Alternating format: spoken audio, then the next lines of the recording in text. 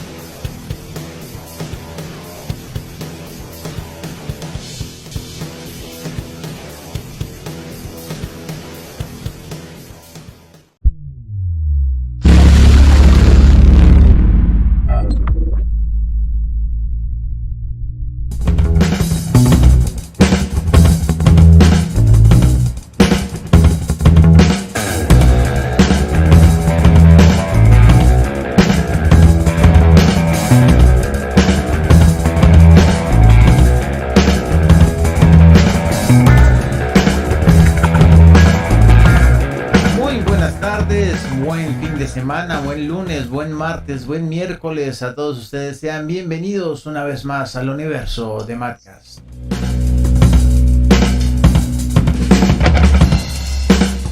Si usted está caminando por la calle, de pronto está en un parque dándole de comer a algunas palomas o paseando a su mascota en el parque más cercano, de pronto cenando en familia, viendo algo en televisión, leyendo el periódico y siente que alguien lo observa, siente que alguien sigue sus pasos. Usted tiene razón. Usted está en el punto de mira.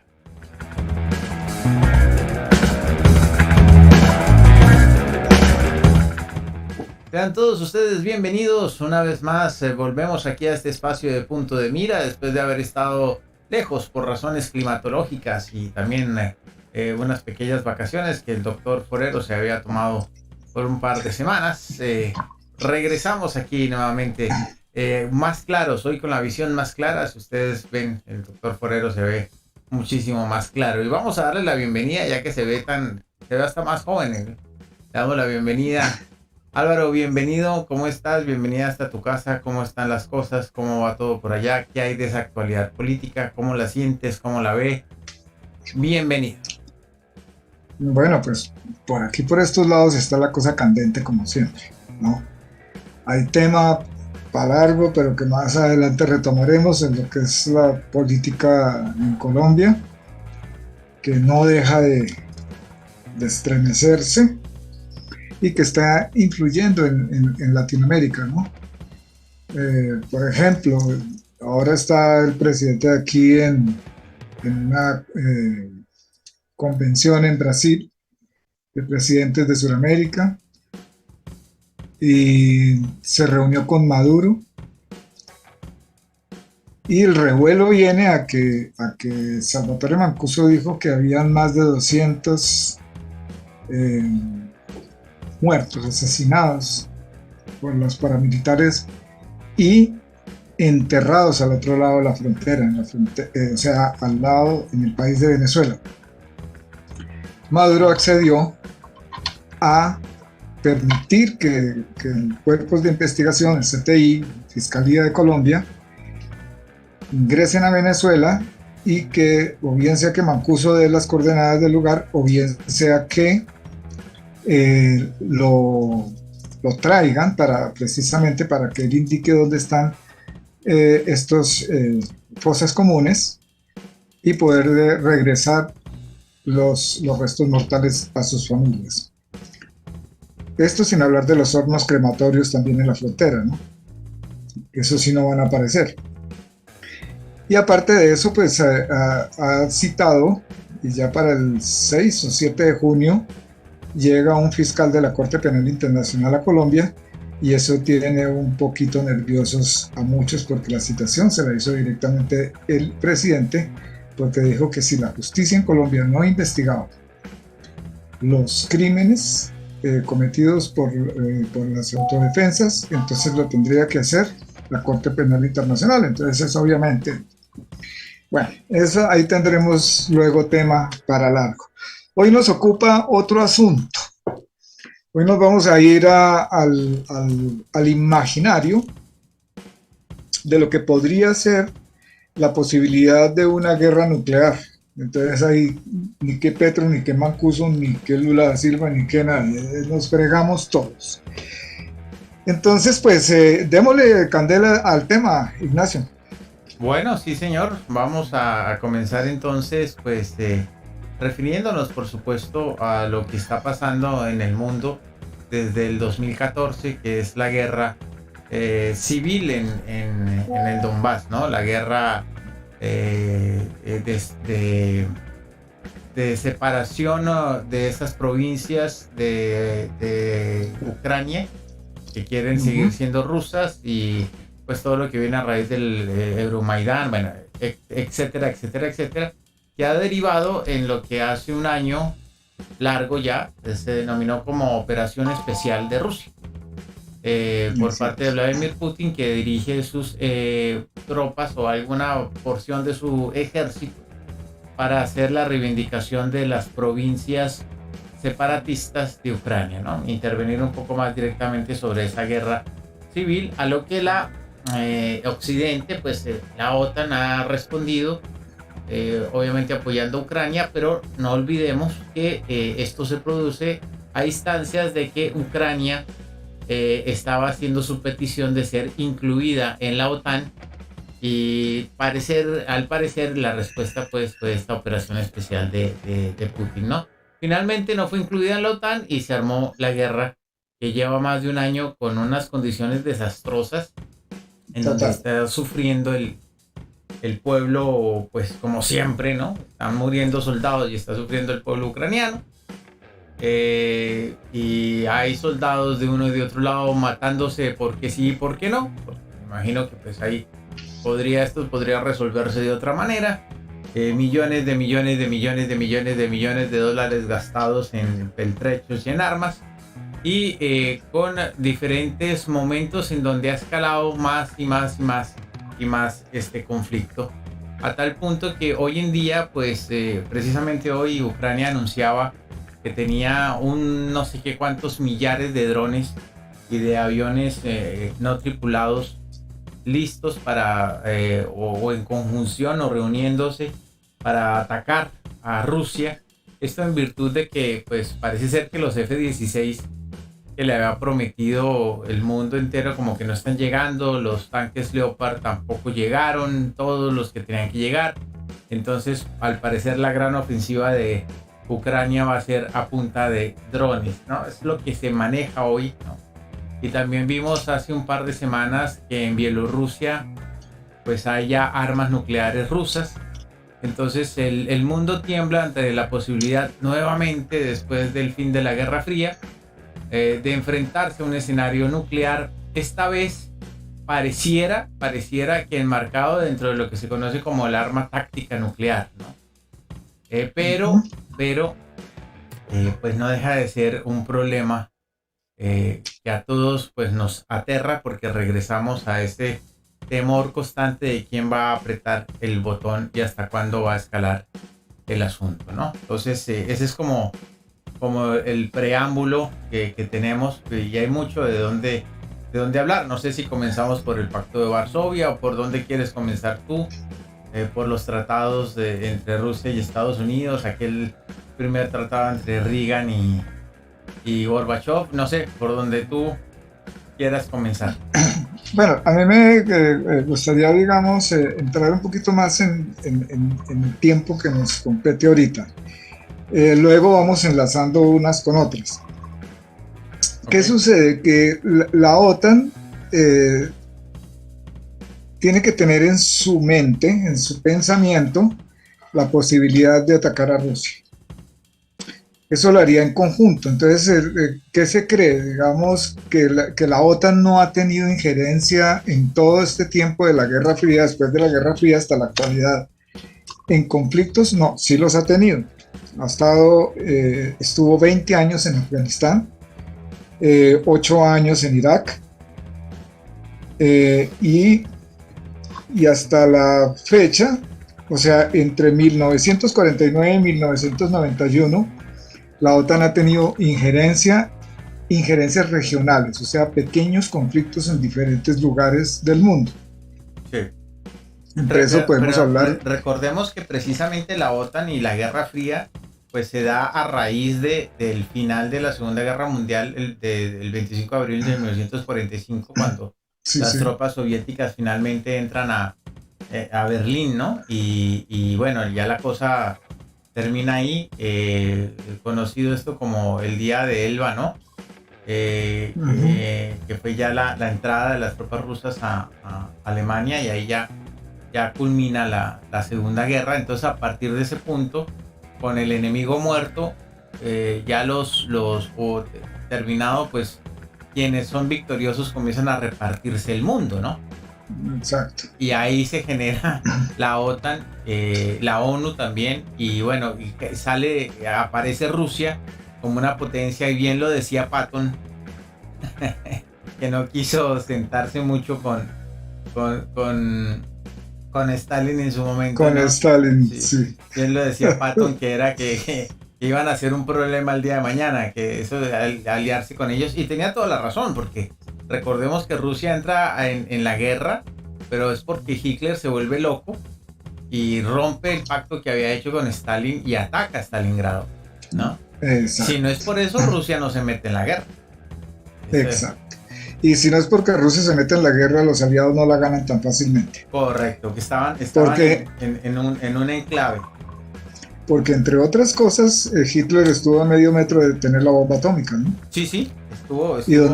Y donde ese loco coja la bomba atómica no lo piensa 2 veces. No, la revienta. Sí. Entonces, pero mira que en todo este proceso de la Guerra Fría, y después del zapatazo que le metió Estados Unidos a Japón, que eso prácticamente fue lo que puso digamos, fue el cerrar la puerta, el cerrojo de la Segunda Guerra Mundial. Tampoco había como detener a los japoneses, ¿no? Sí, no. Lo que pasa es que había que frenar. Yo creo que ellos lo que pensaron en ese momento era que había que frenar el conflicto ya. Y como tenían esa hegemonía en ese momento de tener la bomba atómica, que entre otras cosas era una bomba pequeña, de 50 kilotones, no era una bomba como las que hay ahora. Entonces les arroja 2 bombas, Hiroshima y Nagasaki, a Japón, y detiene y frena en seco al Japón, el avance del Japón, porque es que la peor locura que pudo cometer Yoshimoto, ¿cómo era que se llamaba este almirante? Que fue el que dijo: hemos despertado un gigante dormido. Yamamoto. Yamamoto, exacto, cuando atacan Pearl Harbor. Que eso fue un ataque a mansalva, digámoslo así, porque no había razón valedera, aunque Japón quería avanzar sobre China, y China también estaba en una serie de conflictos. Los Estados Unidos estaban en ese entonces defendiendo a China, pero ese fue, digamos, el punto final. Pero eso abre la puerta, otra puerta, ¿no? Que es la puerta de la Guerra Fría, que es cuando comienza a armarse Rusia y a armarse Estados Unidos y a mostrarse los dientes durante tantos años, que fue lo que vimos cuando estaba escalando cerca. Pretendieron poner una base de misiles en Cuba en tiempos de Kennedy. Estuvimos a punto, pues, de una conflagración nuclear, nunca a la escala de lo que podría ser ahora, porque es que volvemos al punto, ¿no? Las movilizaciones de tropas y todo esto ha venido confluyendo en el mundo entero de forma regional. Estados Unidos se declaró la policía del mundo y ha tenido injerencia en muchos países. O sea, yo no estoy de acuerdo en que un país invada a otro. Su soberanía no debe ser así, jamás, a ninguno. Pero eso sucede, ¿no? Eso sucede desde épocas inmemoriales, ¿no? Los unos agarrados con los otros. El Imperio Romano, los otomanos, los avances de todas esas guerras de la antigüedad. ¿Qué eran esas guerras territoriales? ¿Cómo siguen siendo las guerras hoy en día? Territoriales. Entonces, más que el dominio de las naciones y de las personas, porque ¿qué dominio puede ser que una nación o un dictador subyugue un pueblo? Eso es como, es un absurdo. Porque si un gobernante, un rey, un cacique, el que sea, se hace amar de su pueblo, no tiene que subyugarlo. Pero cuando lo subyuga es porque no lo quieren, lo odian, y por eso tiene que armarse hasta los dientes y rodearse de guardaespaldas y de todos los elementos de seguridad para proteger su vida. ¿De quiénes? De los que tiene subyugados. Entonces, esa ha sido, digamos, la lamentable historia de la humanidad. Pero yo creo que para que estos dos gigantes, porque es que por aquí yo tenía un dato, mostrar. Estados Unidos tiene, es un absurdo, porque si un gobernante, un rey, un cacique, el que sea, se hace amar de su pueblo, no tiene que subyugarlo. Pero cuando lo subyuga es porque no lo quieren, lo odian, y por eso tiene que armarse hasta los dientes y rodearse de guardaespaldas y de todos los elementos de seguridad para proteger su vida. ¿De quiénes? De los que tiene subyugados. Entonces, esa ha sido, digamos, la lamentable historia de la humanidad. Pero yo creo que para que estos dos gigantes, porque es que por aquí yo tenía un dato, mostrar. Estados Unidos tiene, por ejemplo, entre todo su armamento, tiene 5.428 ojivas nucleares. Y Rusia tiene 5.977, lo que ellos dicen, digamos, como el inventario que muestran. Puede ser más o puede ser menos, ¿no? Que estén haciendo alarde de que tienen más y realmente no tengan toda esa cantidad. Pero supongamos que los tienen. Los demás países que tienen armas nucleares, como Francia, India y otros, más o menos tienen entre 150 y 300, no es mayor la cantidad. Lo terrible es, y este loco coreano, lo terrible es que esas son bombas demasiado sucias, digámoslo así, de esa manera. Pero si nosotros pensamos en las consecuencias de una guerra nuclear, es muy difícil que el mundo se embarque, o estas dos potencias se embarquen en una destrucción de ese tamaño, porque definitivamente terminaríamos con la infraestructura, acabaría la era de la humanidad moderna tal y como la conocemos, y nos retrocedería, los que queden vivos, si es que no desean morirse, como dicen las escrituras, ¿no? Que dicen que los vivos envidiarán a los muertos. En una destrucción total a los que sobrevivan a todo lo que se viene como consecuencia de una conflagración nuclear. Pero para que eso sucediera, se necesita que la OTAN intervenga. O sea, que Rusia ataque uno de los países de la OTAN y la OTAN intervenga. Y los primeros sacrificados es Europa, porque están a tiro de pájaro. Claro. Entonces, Estados Unidos está más para acá y tienen una cantidad de defensas, pero digamos, lo que escuchaba y leía por ahí es que un ataque masivo, o sea, que no sea, digamos, 2, 3, 5 misiles, 20 misiles, 30 misiles, 100 misiles, sino que ambos disparen una cantidad grandísima de misiles, no hay forma de atajarlos a todos. A uno y al otro lado llegan. Entonces, ¿cómo se desataría una locura de estas? Yo creo que se está jugando con candela. Por eso es que la OTAN no acepta a Ucrania ahora en los últimos intentos que hizo por ser admitida en los países de la Organización del Tratado del Atlántico Norte. no lo aceptaron porque para ellos constituye, ¿cuál es el peligro? Al constituir a Ucrania en este momento en país de la OTAN, si es atacada por Rusia, está atacando un país de la OTAN y los obliga a contestar.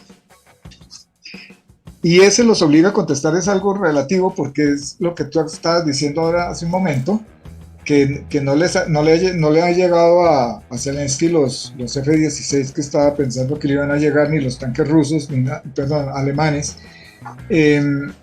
Y ya lo que el hombre puede hacer es, y ya se metió a Rusia, o sea, ya llegó con drones a Moscú.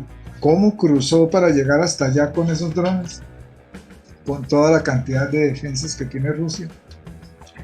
Eso es una gran incógnita. El caso es que llegó hasta Moscú. Entonces, yo no creo que los rusos estén esperando que jamás vayan a recibir una retaliación, o sea, que no les vayan a golpear su territorio. Es una guerra. Ellos están golpeando el territorio de Ucrania. Pero eso sube mucho más la temperatura y puede haber, digamos, un momento de locura en que se estalle en que resuelvan pues empezar una guerra nuclear. Definitivamente estos rusos tienen unos búnkeres muy grandes, muy profundos, que pueden albergar hasta 10.000 personas y tienen otro en que pueden albergar hasta 300.000 personas.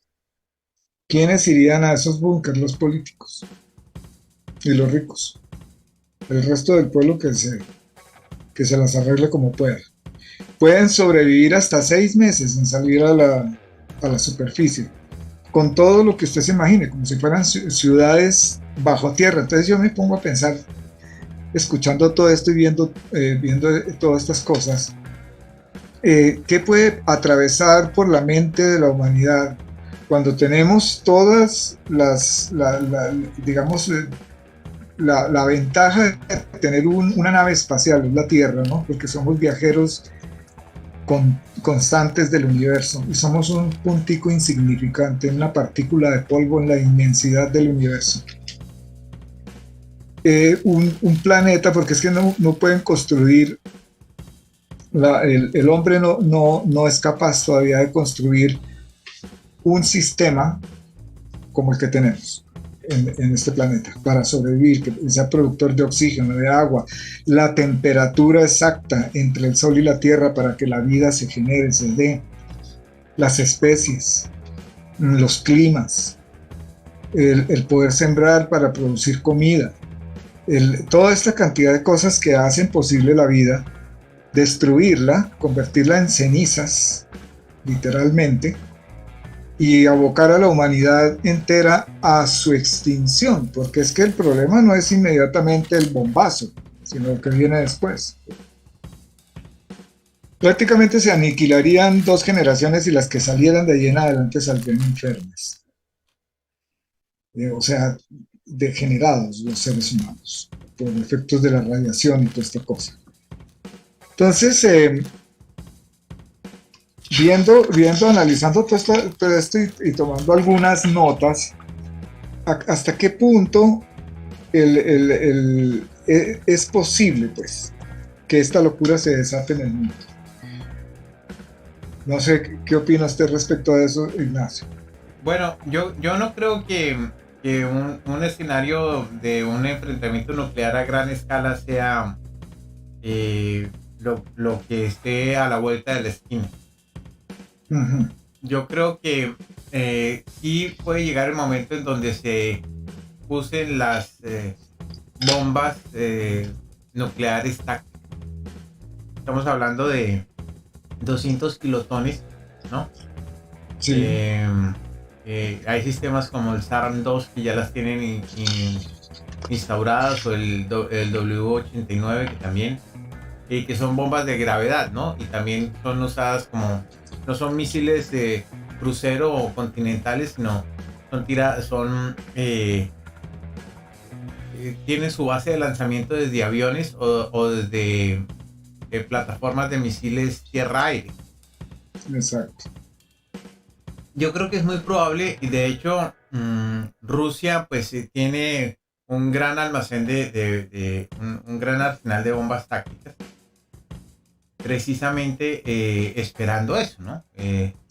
Viendo que es como lo que hay, como el parapeto, ¿no? Para decir, bueno, yo aquí tengo esto y tengo también los grandes, entonces vamos a ver cómo reaccionamos, y pareciera que estuvieran jugando al tira y afloje en ese sentido. Entonces es muy probable que se utilicen estas bombas tácticas, porque una sola de estas bombas pues ya terminaría, yo creo que con toda la resistencia ucraniana, ¿no? Que le detonan una de esas bombas sobre Kiev y ya yo creo que la visión de la guerra cambiaría completamente, ¿no?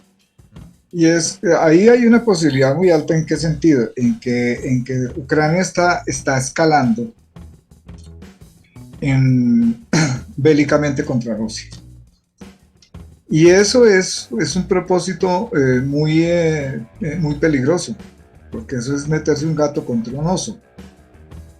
Entonces, cualquier cosa que le pueda hacer Ucrania a Rusia son pellizquitos, cosas muy insignificantes, pensando en que Rusia le pueda poner el pie. Es que yo estoy pensando una cosa, y en estos días lo estaba dándole vueltas. En la OTAN no haber permitido que Ucrania ingresara al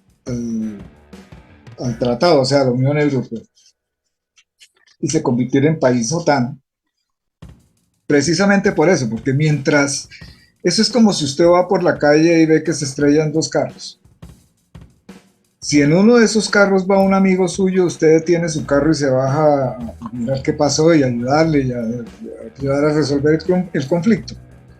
Pero si usted ve que en esos carros son dos extraños, usted apenas mira y sigue de largo y que ellos se arreglen como puedan. Entonces eso es más o menos lo mismo. Mientras Rusia no toque un país de la OTAN va a estar lo más quieta posible, porque sabe las consecuencias de una conflagración grande y cómo comprometería a Europa, porque es que eso iría desde el oriente hasta el occidente. O sea, Europa prácticamente se vería afectada en todo su territorio, como sándwich en la mitad del conflicto, antes de pensar de que lleguen las bombas a Estados Unidos o cualquier cosa. Pero es que mire, por ejemplo, Rusia tiene listas, esos que tú estabas hablando, tiene 300 ojivas listas para ser lanzadas, y la OTAN tiene 180. O sea, se están mostrando los dientes. Si hubiera un ataque, digamos, un ataque táctico, no tan grande, en los primeros 45 minutos del ataque, obligaría a Estados Unidos a intervenir. ¿Por qué? Estados Unidos tendría 600 ojivas listas para lanzar contra Rusia. Entonces, eso escalaría la guerra, porque en primer lugar causaría en Europa por lo menos 85 millones de muertos, porque es una cuestión muy grande. De todas maneras vienen los vientos nucleares, la radiación, la contaminación, y la nube de polvo que de todas maneras se generaría, que vendría más o menos a bajar la temperatura de la Tierra si no es muy grande la conflagración que cubra completamente la luz del Sol, y tendríamos un invierno nuclear de proporciones incalculables. ¿Quiénes se verían muy afectados en las 21 horas después? Europa, si alcanza Estados Unidos, Canadá y Alaska. Más bien los países del cono sur de Sudamérica, no sé qué tanto Colombia, México se vería afectado, pero los países del cono sur y África serían, es un absurdo. porque si un gobernante, un rey, un cacique, el que sea, se hace amar de su pueblo, no tiene que subyugarlo. Pero cuando lo subyuga es porque no lo quieren, lo odian, y por eso tiene que armarse hasta los dientes y rodearse de guardaespaldas y de todos los elementos de seguridad para proteger su vida. ¿De quiénes? De los que tiene subyugados. Entonces, esa ha sido, digamos, la lamentable historia de la humanidad. Pero yo creo que para que estos dos gigantes, porque es que por aquí yo tenía un dato, mostrar. Estados Unidos tiene los menos afectados, pero sí nos llegaría la baja de temperatura que, según cálculos que hicieron como una especie de simulacro en la Universidad de Princeton en Estados Unidos, la temperatura en el cono sur de Sudamérica y en África descendería a 32 grados bajo cero. Y en los países golpeados directamente llegaría a 92 grados bajo cero. Dígame usted quién sobrevive a eso. ¿Mm? Entonces, sí tendríamos, el mundo entero tendría una destrucción masiva. Quedaríamos... Lo que pasa es que no creo que van a usar una o solo o dos ojivas, ¿no? Es que el problema es ese, que hasta dónde se escala y eso no lo han medido, y cómo se va a escalar y hasta dónde puede llegar esa escalada, ¿no? Claro, es que imagínese usted, por ejemplo, la bomba esta que tú mencionabas ahora, la SAR, tiene 58 millones o sea, equivale a 58 millones de toneladas de TNT, la explosión de esa vaina, concentrada en el lugar donde estalla. O sea, lo que agarra alrededor en 4 kilómetros físicamente lo pulveriza. Es impresionante unas imágenes que estuve viendo de Hiroshima, donde en las paredes o en el piso se veía como la figura de una persona, pero como una mancha. Ajá. Resulta que eso era una persona. Es que lo cruel del asunto es que esas figuras es de personas que se evaporaron literalmente. Porque empieza por arrancarte la piel diferente de la distancia donde estés, ¿no? Porque eso genera una nube de calor como la nube piroclástica de la erupción de un volcán a gran escala, como el Vesubio, por ejemplo. Entonces, que es una nube de calor que usted donde respire esa vaina le cocina los pulmones inmediatamente, o sea, la muerte es inminente. O entre más retirado esté en distancia del núcleo donde estalla la bomba, le viene a producir unas laceraciones. O sea, el colapso de los sistemas de salud si es que quedan en pie. La cantidad de heridos, porque los muertos, pues bueno, ya están muertos, pero los que quedan vivos y quedan malheridos, de ambulantes, ¿no? O sea, el horror de una cosa de esas nosotros no nos lo alcanzamos a imaginar, pero hay una cosa que a mí me pone a pensar a veces, es que la humanidad toda la vida ha jugado a la guerra, ha sido como el deporte, ¿no? Entonces se ha inventado cosas para tecnificar cada vez más la forma de matarnos en mayor número con el menor gasto. Por ejemplo, los drones. Entonces, el llegar a esos niveles de destrucción para la humanidad sería una cosa muy terrible. Empecemos porque en Hiroshima, la bomba de Hiroshima era una bomba nuclear táctica y alcanzó 15 kilotones. Y mire todo lo que hizo. Rusia tiene, por ejemplo, el SS-18, que es el Satán, el misil que llaman Satán. Contiene 10 ojivas termonucleares de 800 kilotones, 53 veces más potente que Hiroshima. y en cuestión de, porque ¿cómo se dice? Intercontinental. Sí. En cuestión de 35 minutos está en Estados Unidos. Y en Europa, ya.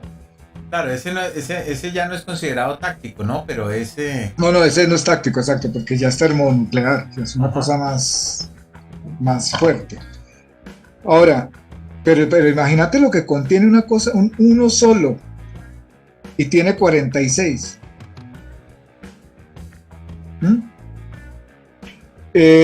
Y está desarrollando uno que se llama el RS-28, el Sarmat, que va a reemplazar el Satán, que es 68 veces más poderoso que el otro. O sea, ¿para qué un arma así? O sea, Exacto, o sea, pero es que todo tiene un sentido, digamos, en un momento de una conflagración global grande, desde submarinos rusos atacarían, harían detonar bombas frente a las costas por el Atlántico y por el Pacífico de Estados Unidos. ¿Con qué finalidad? Causar un tsunami. Entonces, por ejemplo, Rusia tiene 68 bombarderos estratégicos Tu-95 Bear, que son parecidos a los B-52, ¿no? Y tiene otro que es el Tu-160, que tiene más o menos parecido al Concorde, solo que no de alas así unidas, pero el estilo del avión es un estilo de nariz de punta, con capacidad para 580 misiles nucleares de crucero, calcule. O sea, ¿será que están con ganas de poner a jugar a la guerra para usar todos esos juguetes? Esa es la pregunta, ¿no? Porque ellos literalmente, así tengan sus búnkeres y toda esa vaina, acaban con el mundo entero. Cuando salgan del búnker, ¿qué van a hacer? ¿A quién van a joder si mataron al pueblo que es el que mantiene sus llegados jodidos? No, se supone que todas estas herramientas son de carácter disuasorio, ¿no? Claro. Que es para trancar al otro. De si usted me hace, pues yo le hago porque tengo todo esto. Lo que causa curiosidad es que, por ejemplo, las armas tácticas nucleares que podrían ser esa primera escalada dentro del conflicto. Y es lo que posiblemente le va a caer a Ucrania encima, donde siga picoteando a Rusia. Correcto. Dice, son armas que se pueden usar contra una gran fuerza terrestre, es decir, contra un desplazamiento de tropas fuerte. Entonces se puede usar contra un búnker subterráneo fortificado, contra objetivos remotos o difíciles que son o imposibles por los cuales acceder. Es decir, si por ejemplo Kiev, ¿no? Que en este momento sería un objetivo y es muy difícil de acceder por los cinturones de seguridad y de artillería que tiene. Contra una invasión anfibia, puede ser detonada, por ejemplo, en las mismas costas de Rusia. Contra un convoy de suministros, ¿no? Que vengan los barcos de la OTAN con los suministros y les caiga ahí. Contra un escuadrón de bombarderos estratégicos, es decir, puede ser usada también aire-aire. Hay misiles aire-aire con capacidad de bomba táctica nuclear, que vienen los bombarderos a bombardear, y entonces pues les revientan un misil y terminan con ese grupo de bombarderos, ¿no? También saliendo desde submarinos y desde portaaviones contra grupos de navales de combate. Y también pues puede ser como una forma de marcar territorio, ¿no? Entonces la revientan y por ahí no pasa nadie más. Es un panorama bien desolador, porque no hay por dónde entender, porque ya si llega a ese punto, pues yo creo que ya es un punto de no retorno, ¿no? No creo que exista ningún estudio serio o real que nos pueda decir cuáles son las consecuencias de que se detone una bomba de 300 toneladas como por ejemplo el Mod 4 o el Mod 3, ¿no?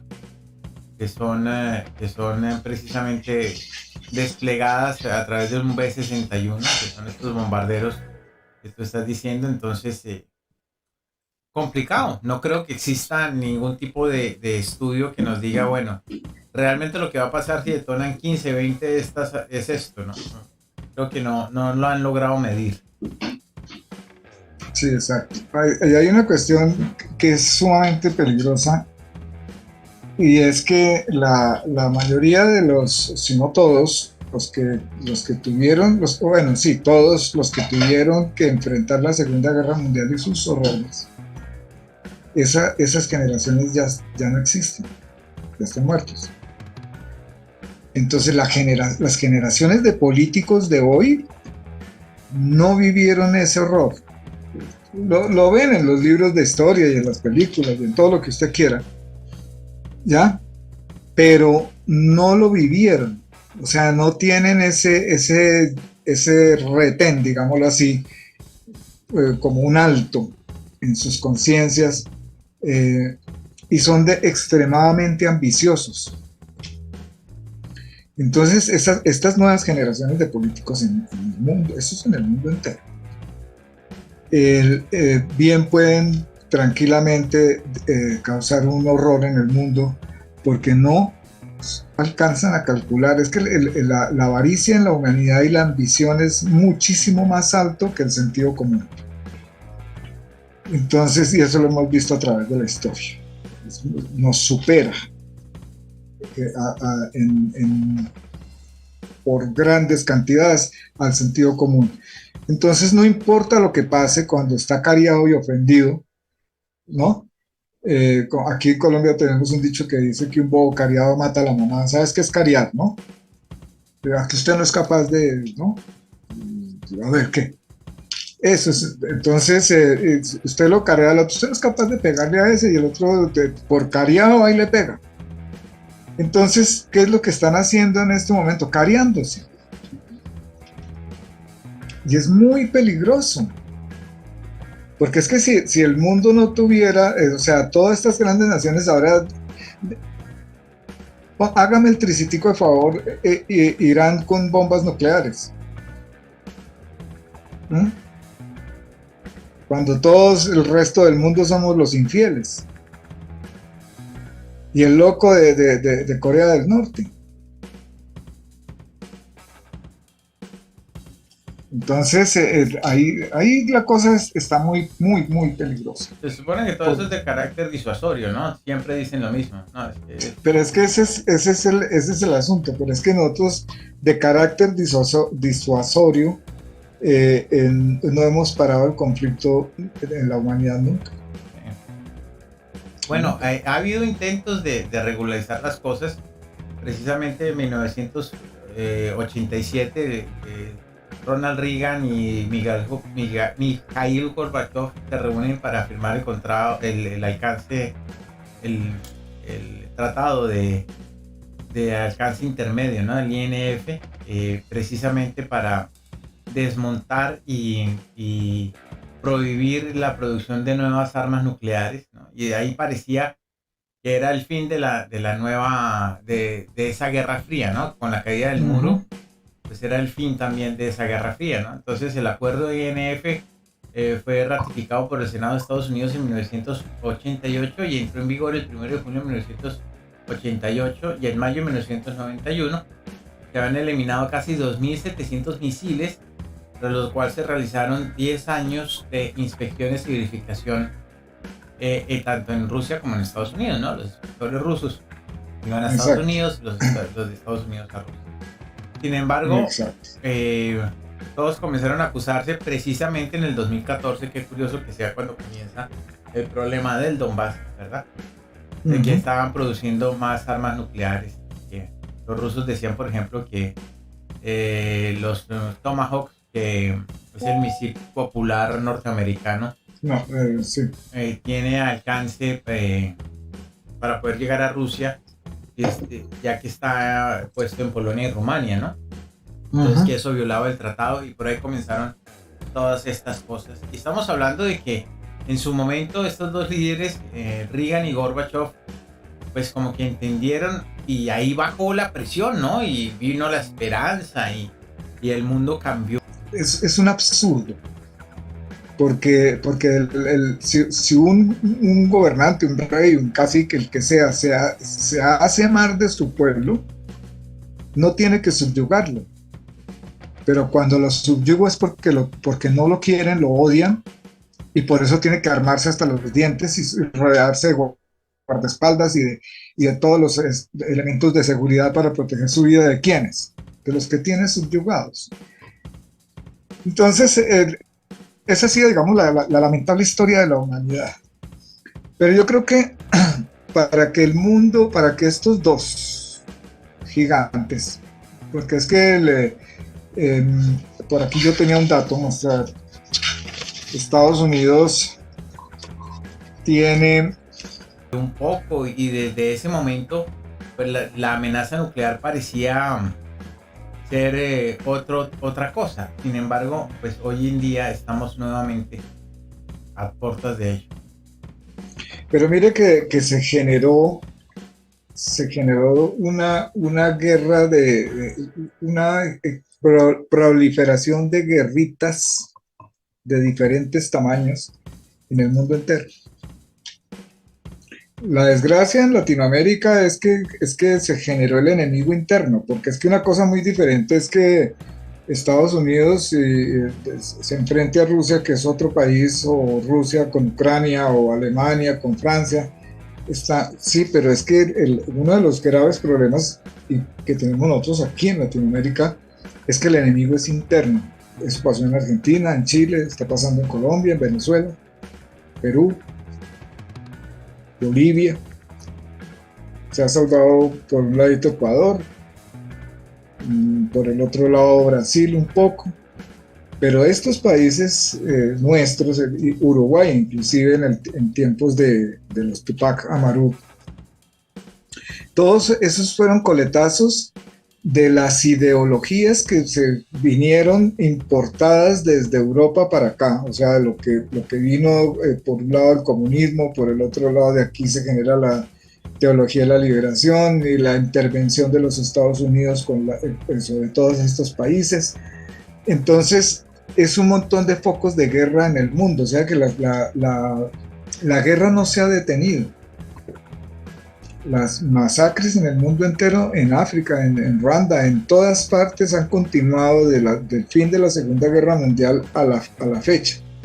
O sea, la humanidad no hemos parado de matarnos y no hemos parado de tecnificar la forma de matarnos, que es que allá es donde iba yo con el punto, porque, por ejemplo, lo que hemos visto últimamente en las noticias en Estados Unidos, cómo está aumentando exponencialmente los tiroteos en las ciudades, en los supermercados, en los centros comerciales, porque los gringos están armados hasta los dientes y pueden comprar armas de cierto calibre pesado y se lo permiten por ley, y se les está generando a ellos un problema muy grande, ¿no? Interno, que no lo tenían hasta hace unos años atrás.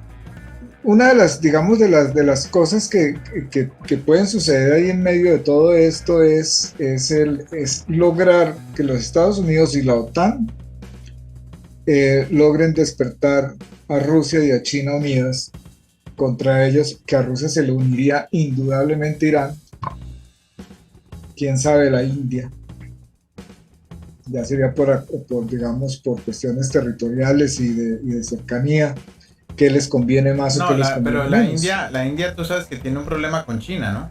Por el Tíbet.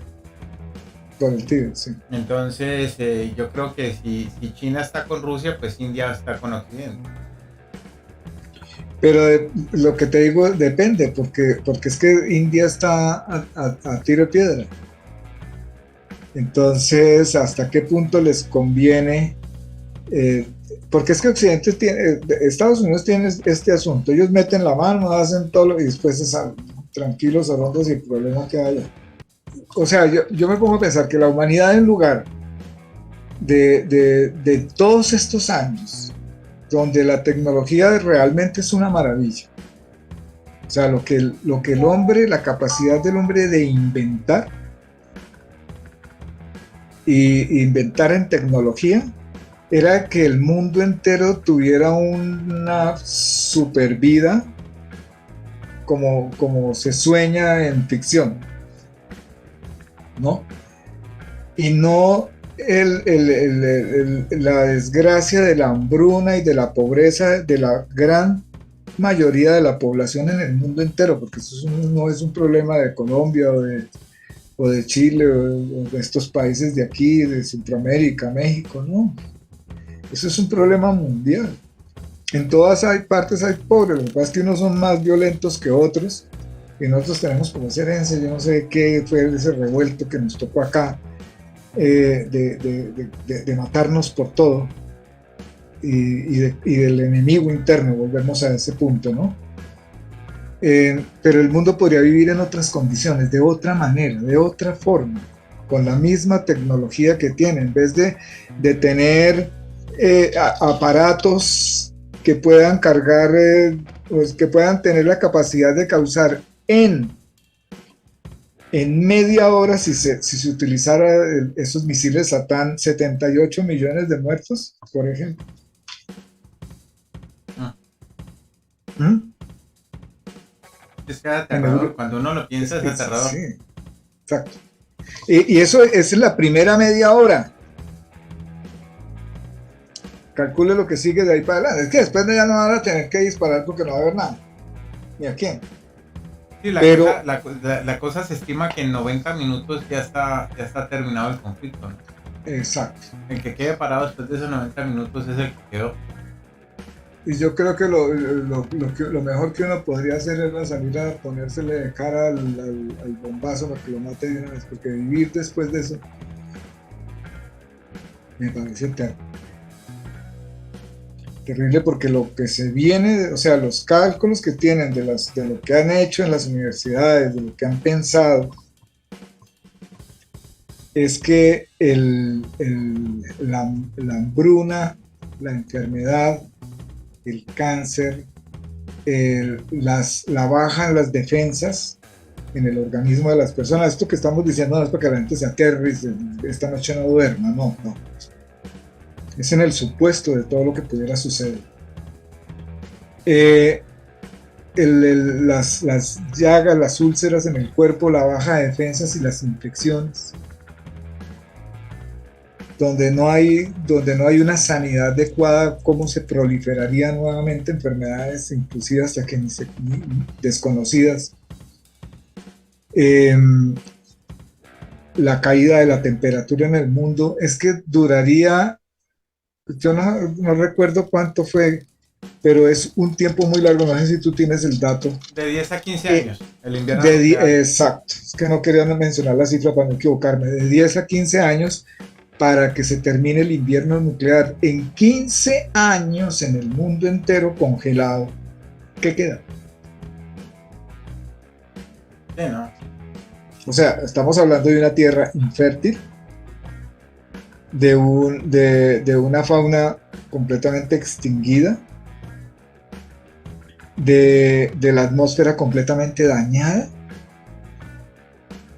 y los 4 o 5 gatos que queden vivos, o sea, lo dijo Einstein, en la Cuarta Guerra Mundial el hombre la va a pelear con palos y piedras. O sea, volveríamos mucho más atrás de la Edad Media, porque la tecnología en todos sus estamentos quedaría arrasada, sí, terminada.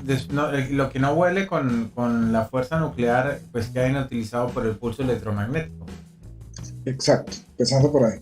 Entonces, estos señores en los búnker tienen cómo ejercer comunicaciones y toda esa cosa, porque tienen todo preparado para eso. Pero ¿qué hacen con eso? Es que la pregunta es esa, ¿no? No se pueden ir a trasladarse para la Luna porque ya no hay cómo vivir.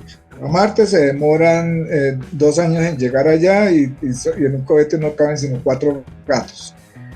Y no tienen infraestructura en Marte, por ejemplo, para poder pensar en que van a sobrevivir allá, alejándose de toda la radiación y de la contaminación en que quedaría la atmósfera de la Tierra, que es lo más tenaz.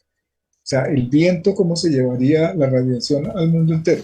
Al mundo entero.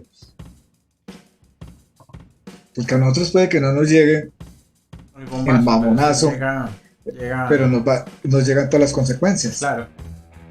Ahora, el mundo quedaría sin comunicaciones de ninguna clase. No podríamos hacer después de eso. Sí, entonces, Adiós, el, podcast. adiós pocas. Entonces, los edificios quedan irradiados y se demora una cantidad de tiempo. Creo que ¿cuánto lleva Chernobyl después del problema con Sí, la, pero yo con creo la que central nuclear? 30 años fácil, ¿no? Exacto, y todavía es inhabitable. Sí. Entonces quedarían sectores inmensos del planeta inhabitables por quién sabe cuánto tiempo, o sea, el fin de la raza humana.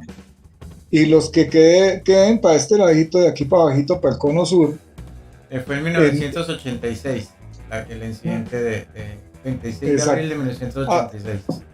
ahora una conflagración grande nuclear se llevaría por delante las plantas nucleares también. Ujú. Fíjese.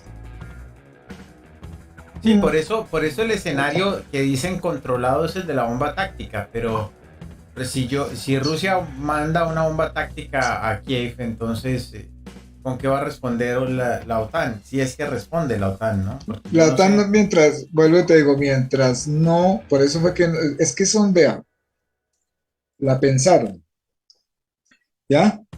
Porque todo el lobby que les hizo Zelensky en todo este tiempo para ser aceptado en la Unión Europea y entrar en los países de la OTAN. Entonces la OTAN lo pensó, eso usted cree que no lo va a hablar. Más vale que sacrifiquen estos a que sacrifiquemos el mundo entero. Se aceptan a Ucrania en la OTAN, se convierte en un país de la OTAN y Rusia y empieza Zelensky a picotear y a escalar. Es que donde le lleguen a pegar a un edificio táctico de Rusia, o sea, a un edificio gubernamental, la respuesta no es cualquier cosa. Ahora fue que porque le dio en barrios periféricos, con los drones. Pero donde se le vaya la mano a este, o se sienta muy gallito de pelea y va y le pegue un golpe, despierte, haga lo que hicieron los japoneses en Pearl Harbor con Rusia, los fulminan. Entonces ahí es lo que tú dices, ¿no? Entonces, ¿qué haría la OTAN? ¿Qué haría el resto del mundo ante una situación de esas? Porque estaríamos hablando de utilizar, así sean tácticas o no, utilizar armas atómicas contra la población civil, porque eso no va ni siquiera contra los mismos ejércitos. Rusia tiene el poder suficiente para acabar con toda la infraestructura militar de Ucrania así. Sí, pero ese es el tema, ¿no? Claro, pero usar ese poder bélico que ellos tienen para hacer eso, ahí es donde está el dilema mundial, ¿no? Por eso es que ve uno las avanzadas y la guerra y los disparos, que eso ya está mandado a recoger, y los tanques de guerra. Cuando la guerra puede tener otro nivel mucho más tecnológico, digámoslo así. Y más mortífero. Pues hasta ahora se ha descrito el conflicto de Ucrania y Rusia como una guerra de desgaste, ¿no? Donde sí. Quien ha salido perdiendo por ahora a nivel de infraestructura, recursos, es Ucrania, ¿no? Porque Rusia no ha puesto en uso, creo que ni el 40% de su ejército. Lo que hizo fue usar al grupo Wagner para la estupidez de tomarse Bakhmut, porque eso fue una como dice el director del grupo Wagner, ¿no? El jefe de ellos dice que Bakhmut era una demoledora de carne, ¿no? Una trituradora de carne. Uh-huh. Entonces yo no entiendo cómo se enfrascaron en esa lucha y cómo murió tanta gente por una ciudad que prácticamente no aportaba mucho.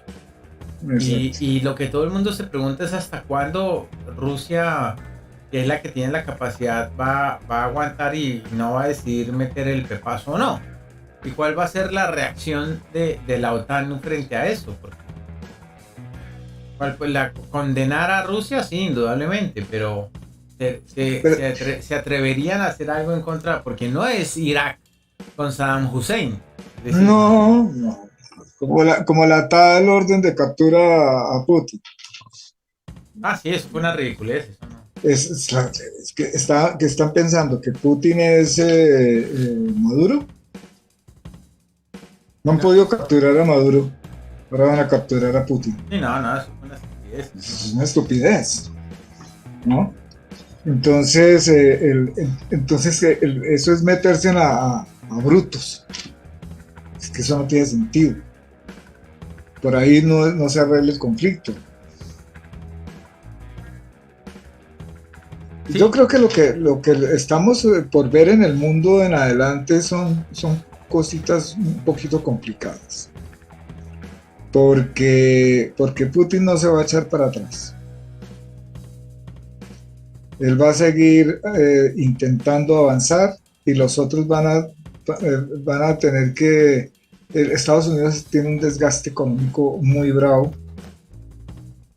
y no es la potencia que era hace unos años.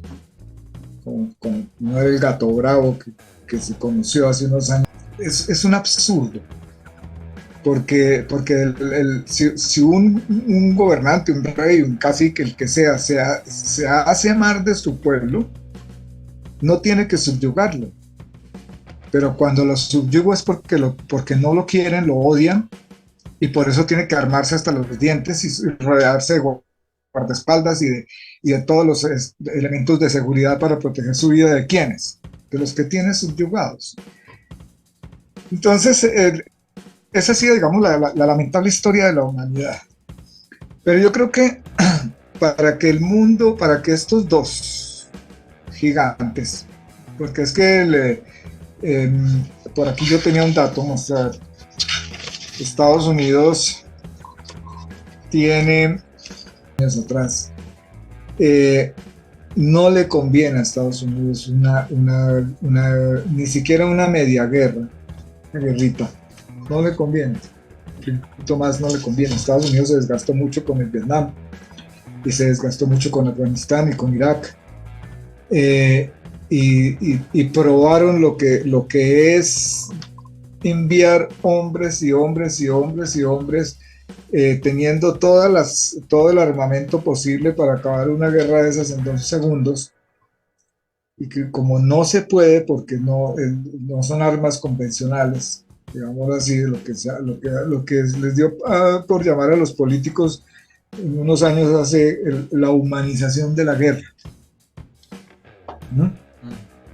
Yo nunca he podido entender ese concepto, ¿no? Esa ideología de la humanización de la guerra. Hacer una guerra humana, o sea, matarnos a pellizquitos, o sea, más pasito, ¿no? En vez de volarle la cabeza, entonces le quitamos primero un brazo, después le quitamos el otro y lo vamos matando a pedazos. No. Sí, es una cosa... Es que...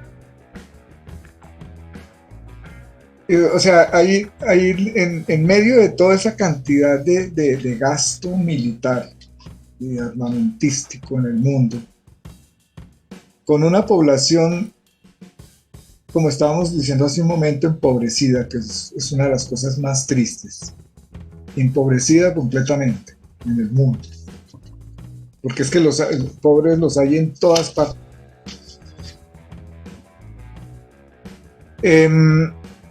Y hay unos que viven en unas condiciones infrahumanas. Entonces, ¿qué es lo que estarán pensando por debajo de cuerda de todas estas cosas? No será de pronto... Pero es que la solución no es una guerra de esas, porque una guerra se acaba con toda la infraestructura, no les queda nada. Pero sí la humanidad tiene... o sea, entre ellos allá en su pensamiento... para el mundo que se proyecta hacia el futuro, ese mundo, ¿no?, de la ficción, que ya no es ficción porque es que ya hay muchas cosas, ya estamos viendo la robótica y estamos viendo esto de la inteligencia artificial y todas estas cosas que son avances de tecnología muy, muy poderosos, muy grandes, eh, no están diseñados para yo creo que un 60% de la población en el mundo que es pobre, que no va a tener nunca el alcance económico para llegar a esa tecnología. Entonces, Bueno, pues, señor. No, dime. No, que sí, la cosa no pinta muy bien, que digamos. No, Habrá que ver cómo siguen transcurriendo las cosas en el futuro y hasta cuándo y hasta dónde se plantea el tema, ¿no? Y sí. las consecuencias. Yo creo que para nadie es negocio una guerra nuclear. Y quisiera pensar que es más fuerte el deseo de la gente o de estos políticos. Es más grande el deseo por enriquecerse que el deseo por matar, ¿no? Es decir, mientras se maten los demás pero que produzcan ganancia, pues ahí seguirán en la trituradora de carne. Claro, pero es tan absurdo nosotros, los seres humanos, que nosotros somos perecederos, ¿verdad? Si usted tiene 10 pares de zapatos, no se puede poner sino uno a la vez. Entonces, ¿cómo es posible que haya otro que no tenga ni un solo par de zapatos y usted tiene metidos en un armario 10 o 15 pares de zapatos? Usted solamente puede usar uno a la vez. O sea, ese deseo de acumular y de tener y de poseer ha llevado a la humanidad a la locura. Somos perecederos. Usted se muere y no hay entierro con trasteo. ¿Qué se lleva? No se va a morir. Sí se va a morir, eso sí, todos, es algo que tenemos, ese etiquete lo tenemos comprado desde que nacemos. El asunto es cuando nos ponen en pista, o sea, cuándo lo vamos a usar. Pero eso nadie se escapa de la muerte. Y con la muerte termina todo lo que tiene de posesiones en el mundo. La mujer, el carro, la empresa, la casa, de lo que se robó, lo que no se robó y lo que se tragó. Nada de eso que se lleva, mejor dicho. Ahí están los faraones, los enterraron con todos, los enterraron con mujeres, con esclavos, con todo. Y cuando destaparon las tumbas, ahí estaban los esqueletos. Y todo lo que le metieron a ella para los saqueadores. Que fueron los primeros que llegaron y no hacen cosas. Entonces, es no entender la inmensa carga del sufrimiento. Mire, yo escuchando a este Mancuso, yo tengo que pasarte esa parte del video donde él lloró hablando. Lo que comentábamos en el programa anterior cuando hablamos sobre él, de un hombre de estos, después de ya no tener esa potencia del hombre joven, un tipo grandísimo, pues, ¿cómo sería la voz de él para ordenar, ¿no? El dueño de la vida, el que decidía quién se moría y quién no se moría. Y no eran 2 o 3, masacres enteras. Y tener ese poder, ese mando de poder decidir sobre y eso lo puede tener Putin o lo puede tener este otro Biden, ¿no?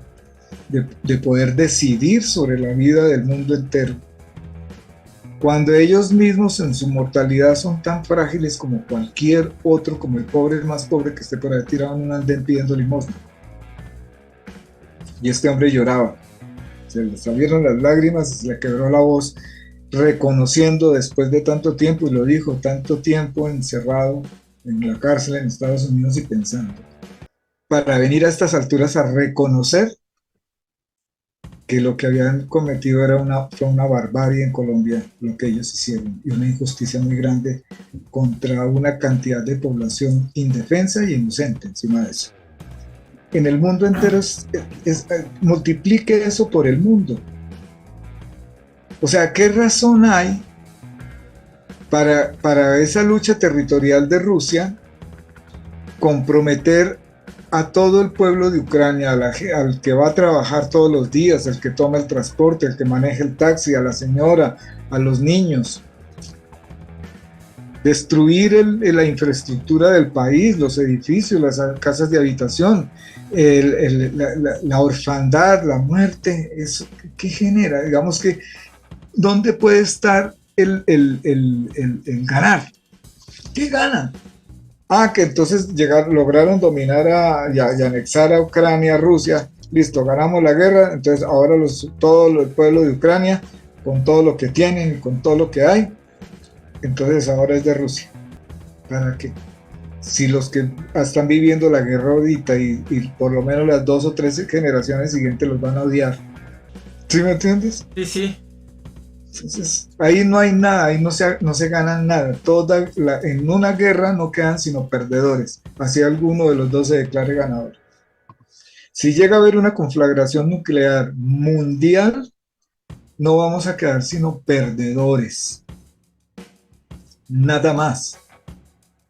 Esos imbéciles, los que se logren sobrevivir a la guerra, si se meten a los refugios a la carrera y logran meterse rapidito para que no los agarre la conflagración, ¿qué van a hacer viviendo debajo de la tierra cuando en este momento pueden vivir encima de la tierra y respirar el aire y ver el sol?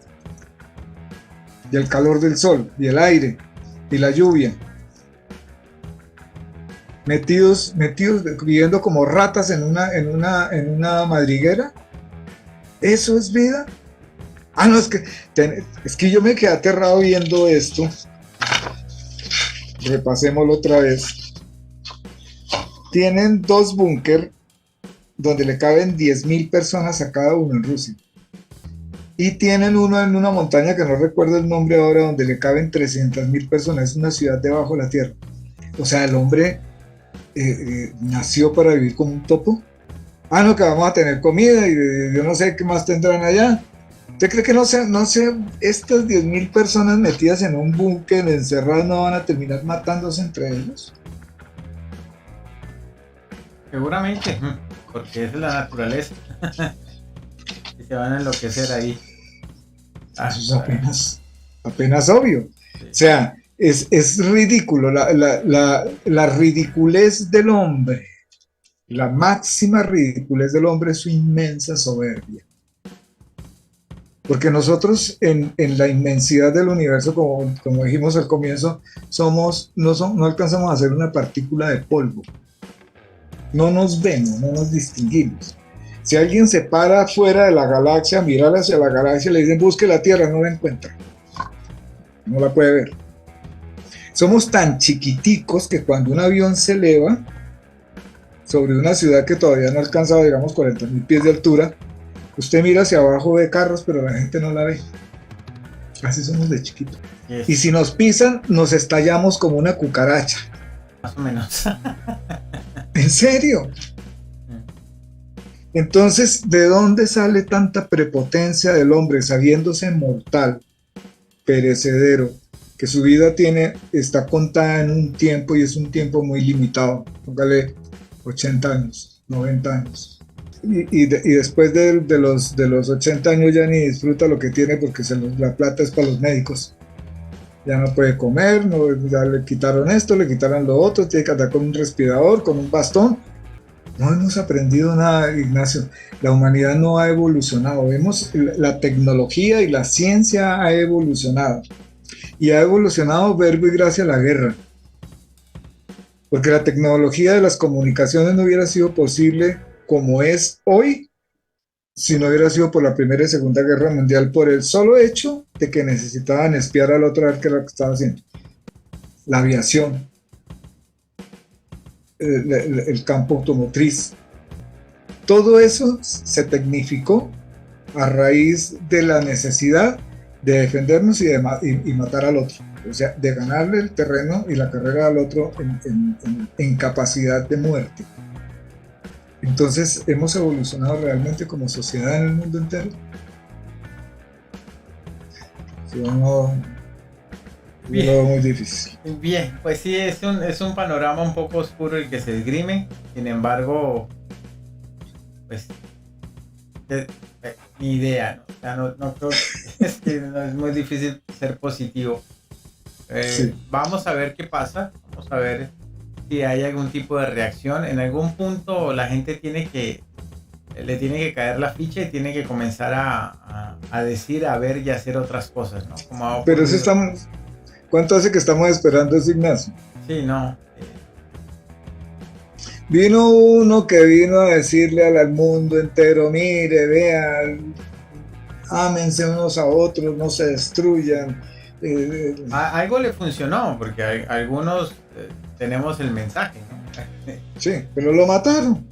¿Por qué? Porque es que para el hombre el amor es peligroso, porque el amor lo hace débil. Y él cree que el odio lo hace fuerte. O sea, vuelvo y digo, si uno tiene la capacidad de convencer a otro y volverlo su aliado y su amigo, es inteligente.